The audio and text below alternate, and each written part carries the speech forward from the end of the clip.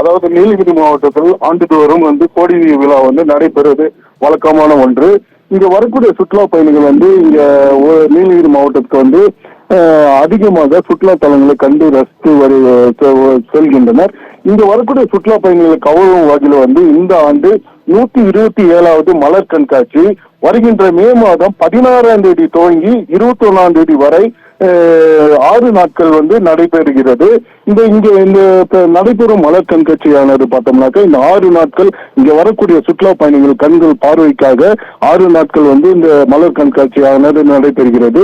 இந்த ஆண்டு பார்த்தோம்னாக்க வித்தியாசமான முறையில பல்வேறு வடிவங்களை அமைக்கப்பட்டு அதாவது மலர்களால் வடிவமைக்கப்பட்டு வருகின்ற சுற்றுலா பயணிகளுக்கு வைக்கப்படுகின்றனர்.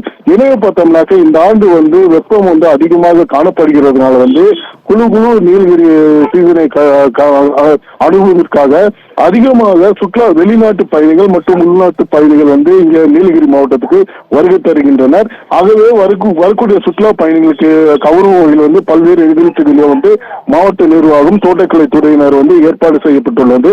அது மட்டும் இன்றி பார்த்தோம்னாக்க போக்குவரத்து துறை மற்றும் பார்க்கிங் வசதி போன்ற பல்வேறு கட்டங்கள் வருகின்ற சுற்றுலா பயணிகள் எவ்வித சிரமமின்றி அவர்கள் நீலகிரி மாவட்டத்துக்கு கண்டு கழித்து ரசித்து செல்லக்கூடிய வகையில் மாவட்ட நிர்வாகம் தற்போதிலிருந்து இந்த முன்னெச்சரிக்கை ஏற்பாடுகளை செய்து வருகின்றனர்.